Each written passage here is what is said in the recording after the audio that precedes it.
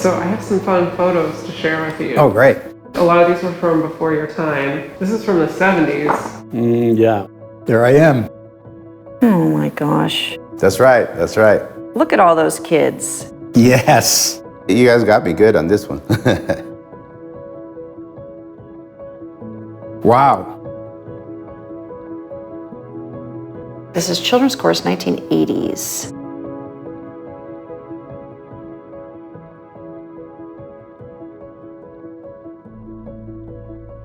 The idea of a place where you could go and get affordable lessons.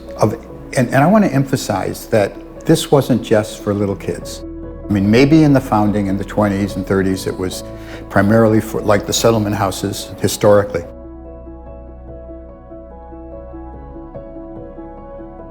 By the time I got there, it was about people of all ages and backgrounds. And that meant so much to me, and I think it meant so much to the community, that there was a place that people, regardless of their age, could go and get affordable music lessons. And if they were lower income, they would get help. And there were also free programs, like our San Francisco Children's Chorus. Shorter people in front. Meryl, you're in the front row of this one. Good. Here we go.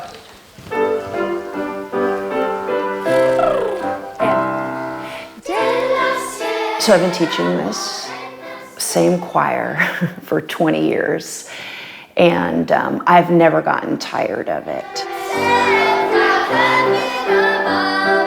The priorities have always been about connecting through music and joy. So I really have learned to read the room, see who's there, and meet them where they're at.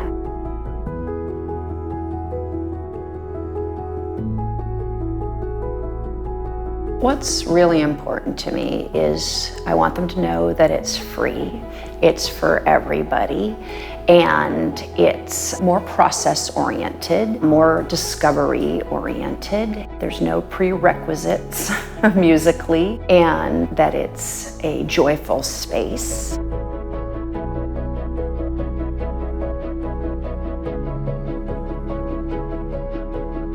During my time here, the outreach to more schools happened. Well, I think the idea was to begin to extend ourselves out more into the community.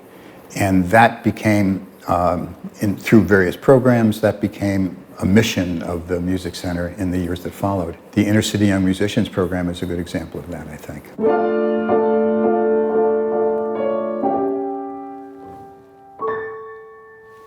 I like to call myself a professional musician. I make my living from playing music. And I have my roots here at CMC. That's where I got my start, really formally.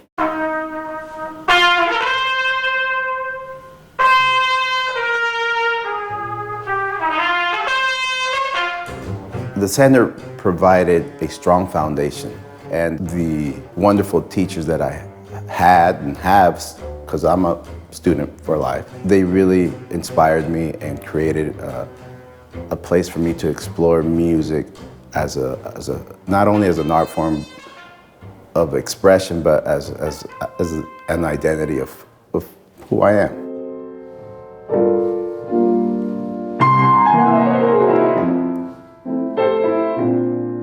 Was the affordability of a scholarship appealing to a family of 6? Yes, of course, right? Would I have had the opportunity to study music elsewhere? Probably not.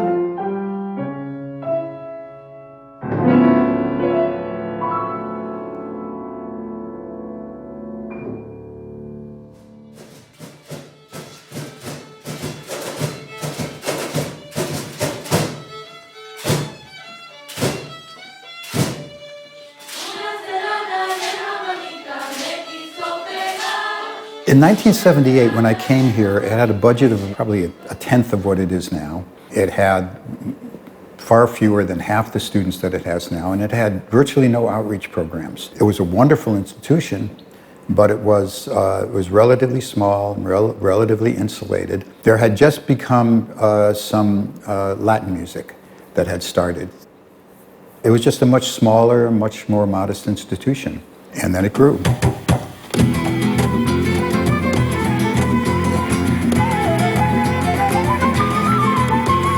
I was born in Spain. I came to this country, to San Francisco, at the end of the 80s. I am a musician and educator. I am interested in developing educational materials for the teaching of Latin music and jazz. The high note is in the downbeat, so means the second note is where we have to step. 2, 3, 4. CMC was serving a lot of people, but there was a certain disconnect with the Latino community in particular that is so important in this neighborhood.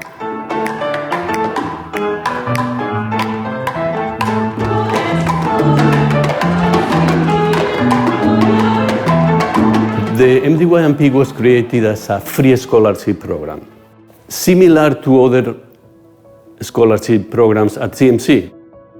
Making it free, it makes a total difference.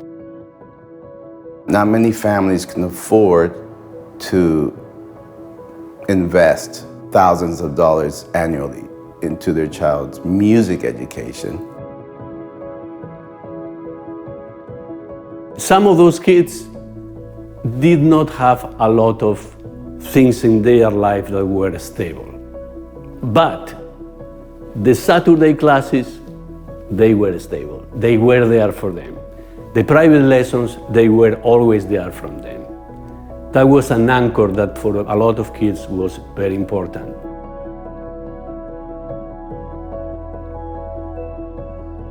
And the idea of having this beauty in your life is just absolutely profound, I think. I've heard individuals who have grown up in this program and become professional musicians or not, but have come back to me and said, boy, this program made a difference in my life.